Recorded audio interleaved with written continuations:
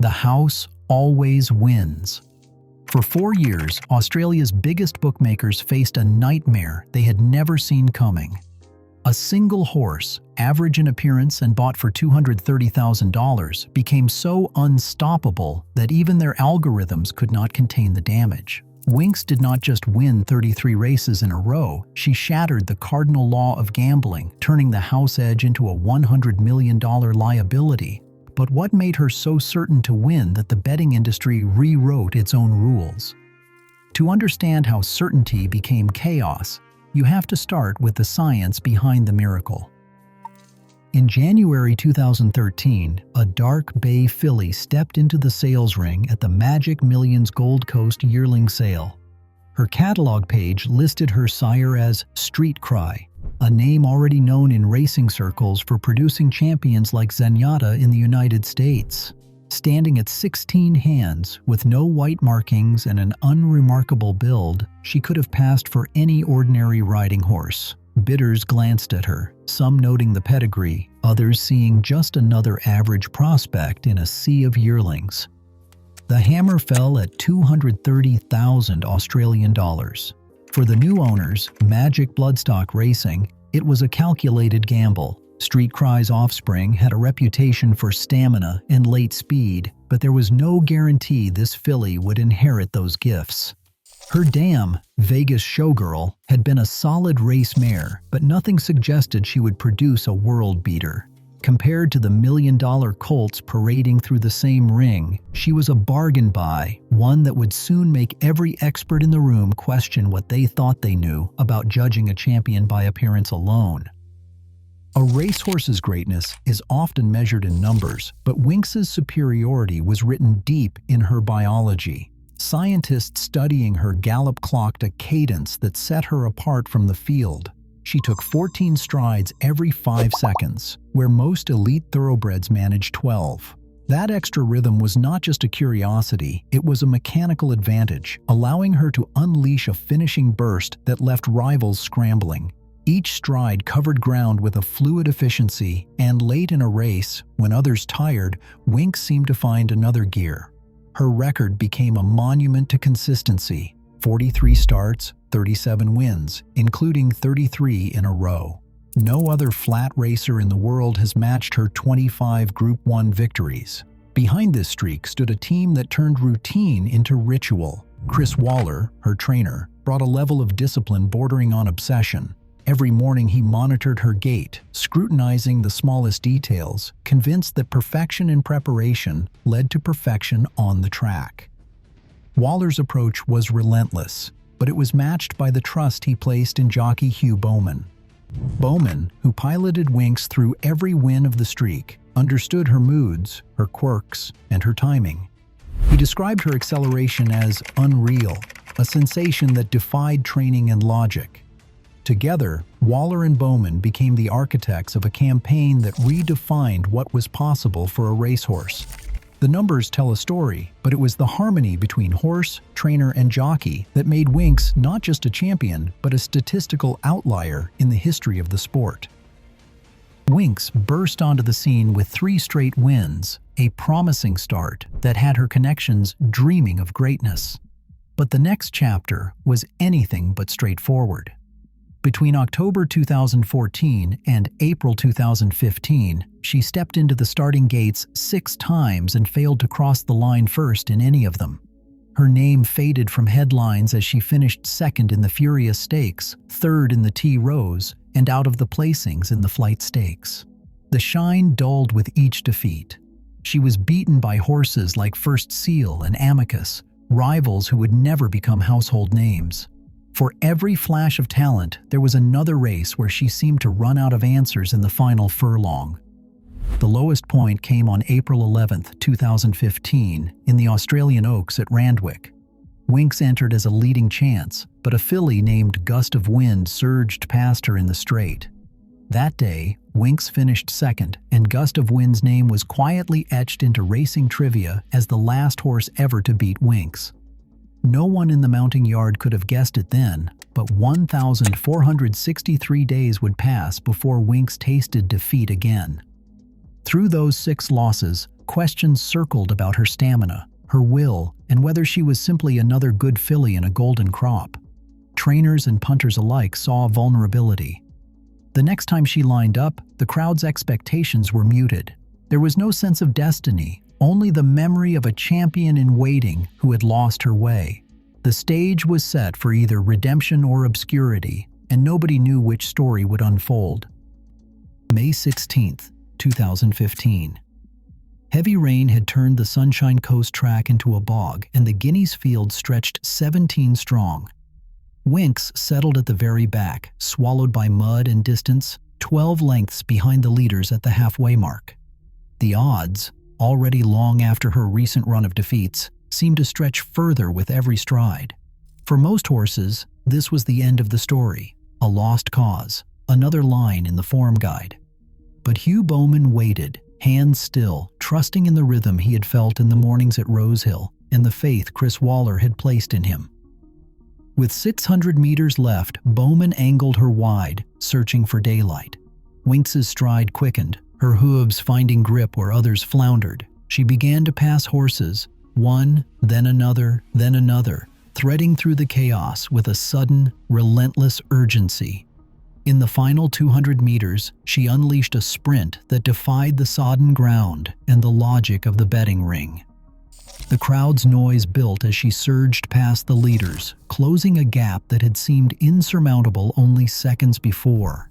She caught the last rival in the shadow of the post, snatching victory by a narrow margin. Sectional times later showed her final 600 meters were among the fastest recorded that day, a burst of speed on heavy going that left even seasoned analysts shaking their heads. For Waller and Bowman, this was more than a win.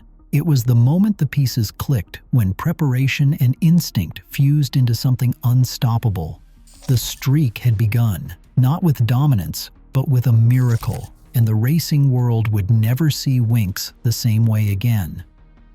Winks stepped onto the Moonee Valley turf for the 2015 Cox Plate as a horse with momentum, but not yet a legend. The field was stacked with proven Group 1 winners, and the crowd expected a tight finish. When the gates flew open, Hugh Bowman settled her midfield, biding time as the leaders set a brisk pace. At the 600-meter mark, Bowman angled her to the outside. Winks's stride lengthened, her rhythm quickened, and in a matter of seconds, she swept past the field. She crossed the line 5 lengths clear, stopping the clock at 2 minutes and 2.98 seconds, a new track record that erased the mark set by might and power. In Australian racing, the Cox Plate is the test of champions, and Winks had just rewritten its standard. The performance was clinical, but it was the ease that stunned trainers and punters alike. Analysts pored over her sectionals, noting how she accelerated through the final 400 meters as if she had only just joined the race.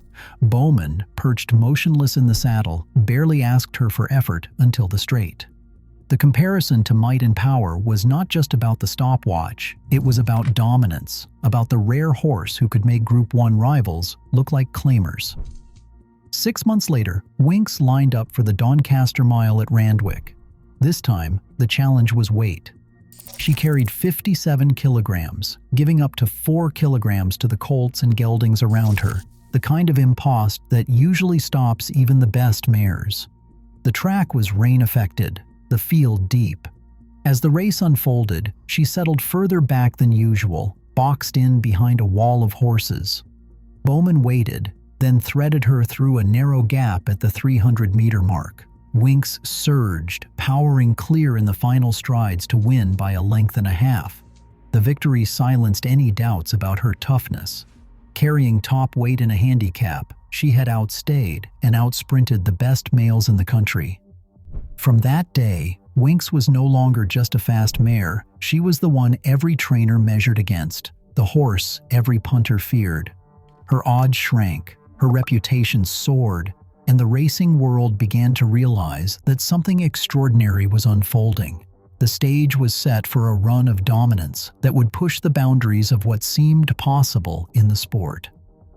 The 2016 Cox Plate arrived with all eyes locked on 2 horses, Winks, the reigning queen, and Hartnell, Godolphin's blue-blooded challenger. Racing writers called it a match race. Hartnell had strung together a season of dominance, flattening his rivals in lead-up races.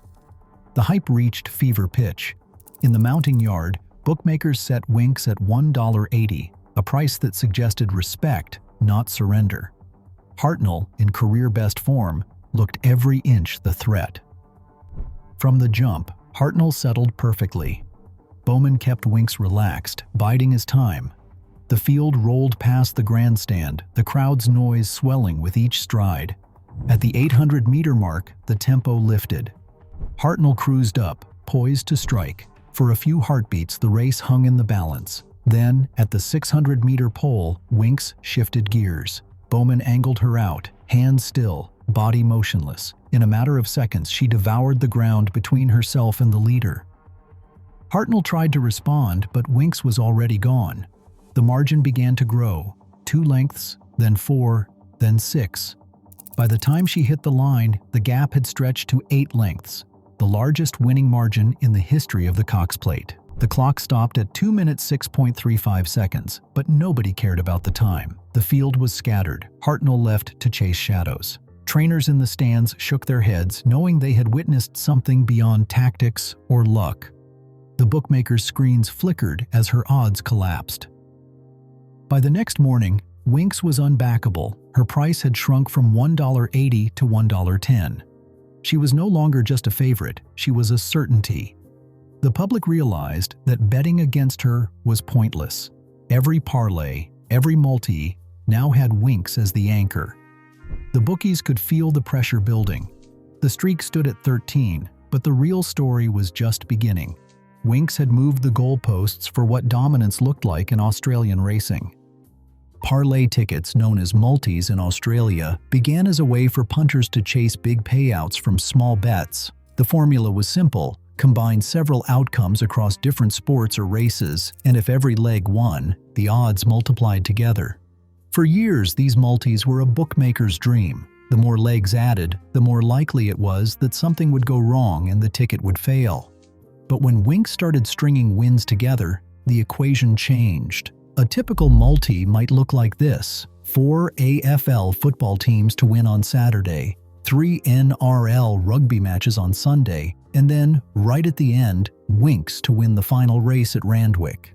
Before Winks, the last leg was always the riskiest. Favorites lost. Horses stumbled. But with Winks, the last box became a near certainty. Her odds might have been 1.1 or even 1.06, but she was so reliable that punters called her the free square. The entire parlay hinged on her, and she never let anyone down. The math behind it was brutal for bookmakers. Each leg of a multi has its own probability of success. Normally, even a short-priced favorite carries some risk: a slip, a bad draw, a misjudged ride. But Winks's probability was so high, she effectively erased that risk. If the first 6 legs of a multi hit, the last one was almost a formality. Bookmakers who once counted on variance to break up multis found themselves facing a tidal wave of live tickets, all anchored by a horse who simply refused to lose.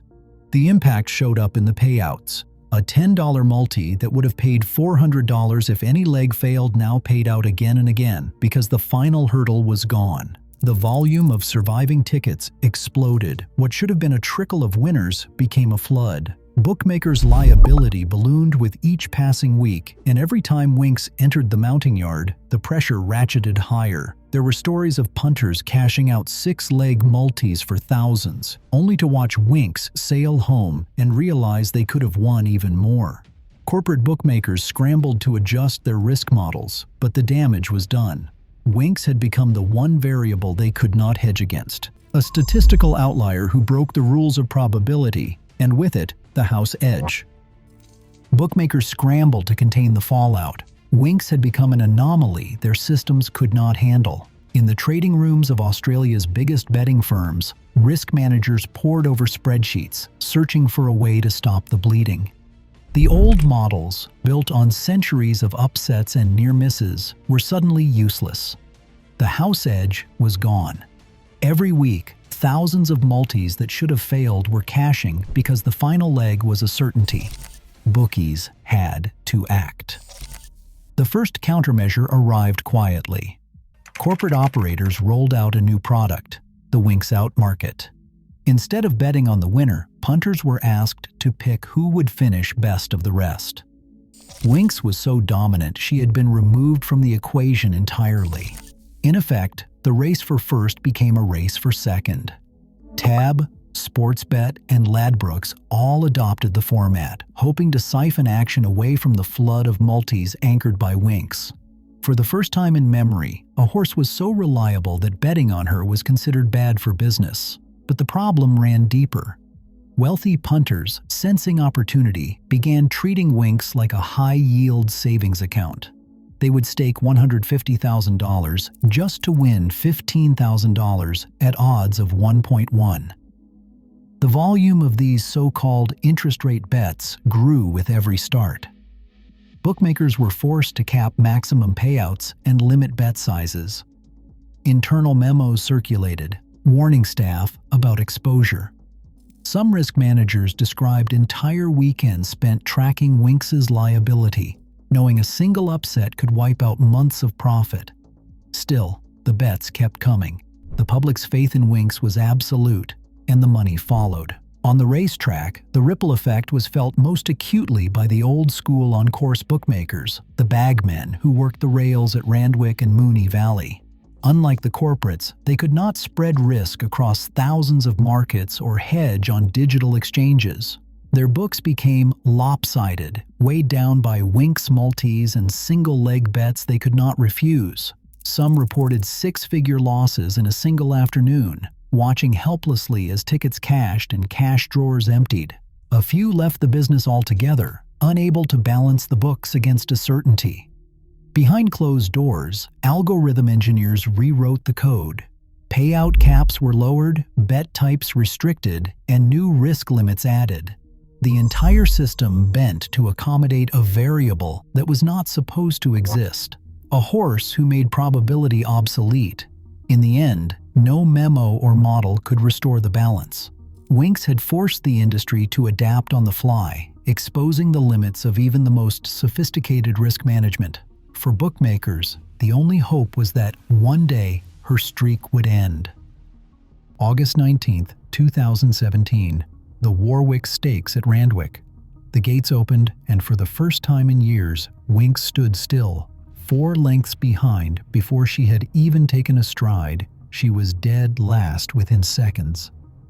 The crowd's gasp echoed across the track as the favorite, carrying 58 kilograms, trailed the field by almost 20 lengths. On betting screens, her in-running odds exploded. Pre-race, she was a 1.3 certainty. Within moments, she drifted to 15, even 21 on the exchange. Bookmakers, battered by years of payouts, suddenly found themselves cheering for the impossible, Winks to lose. Hugh Bowman, stone-faced in the saddle, never panicked. He gathered her rhythm, coaxing her back into stride as the field swept away. The clock ticked, every second a lifetime for punters and risk managers glued to live trading feeds. At the 800-meter mark, she was still last. Commentators said she was too far back. But at the 600-meter pole, something changed. Winks's stride lengthened, her legs spinning faster than any horse on the track. In the next 32 seconds, she covered the final 600 meters at pure sprint speed, a sectional time few sprinters, let alone middle-distance horses, could match. She began to pick them off, one by one, slicing through the field like a shadow. Foxplay, her stablemate, had stolen a march. With 200 meters to go, Foxplay still led by a length. Winks, surging down the outside, was closing, but the post was coming fast. The crowd, half in awe, half in disbelief, watched as the gap narrowed with every stride. Bowman, ice cool, never raised the whip. He used just hands and heels, urging her forward. The line flashed past. It took a photo to split them. Winks had won by a nose. The streak was alive, but only just. In the betting pits, traders exhaled, some collapsing into their seats. The live odds, which had swung from 1.3 to 21 and back to 1.01 in less than 90 seconds, told the story of a nation's collective heart attack. For bookmakers, it was a reminder that even a legend could stumble. For punters, It was proof that no bet is ever truly safe until the finish line. And for Winx, it was the closest brush with defeat she would ever know. The Warwick Stakes scare reintroduced risk into a story that had started to feel like destiny. For a fleeting moment, the house believed it might finally win, but not today. After the streak reached the 20s, the question grew louder. Could Winx prove herself on the world stage? In 2018, an invitation arrived from the British racing establishment. Royal Ascot, under the patronage of the Queen, offered not just prestige, but a challenge against Europe's best and the richest purses in turf racing. The Australian media buzzed with anticipation.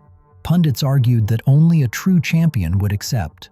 Critics, especially abroad, accused Winx of dominating a shallow pool, calling her a flat-track bully. Chris Waller, her trainer, weighed the offer with the gravity of a man responsible for more than just a trophy. The science behind shipping elite racehorses across hemispheres is unforgiving. Travel can trigger shipping fever, a respiratory illness that can cost a horse 10 to 15% of its body weight in a matter of days. Recovery is never guaranteed. Waller had seen too many champions undone by the journey, their careers shortened for the sake of spectacle. He stood firm and told reporters that he was the guardian of the horse, not the guardian of the public's entertainment. The words landed like a gauntlet. Some called him cautious, others wise. But one thing was clear: Winx would not leave Australia. The debate refused to die. Racing writers on both sides of the equator dissected her form lines, searching for cracks. The solution came not from travel, but from import. Godolphin, the global powerhouse, dispatched Ben Bottle, a proven European Group 1 winner, to Melbourne. The 2018 Cox Plate would serve as the international litmus test. Ben Bottle arrived with credentials, victories in Dubai and Germany, a horse bred for the world's toughest middle-distance contests. If Winx could beat him, she would silence the last of the doubters. On October 27, 2018, Moonee Valley was electric. The crowd pressed against the rails, the blue Godolphin silks a visible threat among the sea of Winx supporters. The race unfolded at a measured tempo, Ben Bottle stalking every move. Turning for home, he loomed beside Winx, his jockey asking for everything. For a heartbeat, the two champions matched strides. Then Winx lengthened her neck, her stride opening up in those familiar, devastating gears. She surged away, crossing the line 2 lengths clear. The clock, the margin, the ease, it was all there. She became the first horse in history to win 4 Cox Plates. Ben Bottle, a world-class rival, could only chase her shadow. The international debate ended at the winning post that day. Waller's stewardship had preserved not just her health, but her legend. The critics fell silent. Greatness, it turned out, did not need a passport. April 13, 2019. Randwick Racecourse stood transformed, awash in a sea of blue. 40,000 people pressed against the rails, their faces painted with hope and nostalgia. For hours before the Queen Elizabeth Stakes, fans gathered in clusters, clutching blue and white flags, some wearing Winx's racing silks, others holding signs that read, "Thank you." The air buzzed with a kind of reverence usually reserved for saints and legends. This was not just a sporting event, but a farewell pilgrimage. Winx stepped onto the track for her final race as the shortest-priced favorite in living memory, $1.06. For bookmakers, the number was a formality. She was as close to a sure thing as the sport had ever seen. For the crowd, the odds did not matter. They had come to witness the end of a miracle, to say goodbye to the horse who had rewritten the laws of racing, and for a brief era made the impossible routine. The gates opened, and the procession began. Hugh Bowman settled Winx behind the leaders, hands quiet, letting her find her rhythm. The field moved as one, but all eyes tracked the dark bay at the center. Around the home turn, the noise rose, a wave of sound that seemed to lift her off the turf. With 400 meters left, Bowman gave the gentlest nudge. Winx surged, her stride lengthening, her cadence unchanged. She swept past the leaders as if drawn by magnetism, crossing the finish line with daylight to spare. 33 consecutive wins, 25 Group 1 victories. The crowd erupted, not in surprise, but in gratitude. Tears streamed down faces in the stands. Grown men hugged strangers. Children clung to their parents, waving souvenir flags. In the betting ring, something strange unfolded. Thousands of winning tickets were never cashed.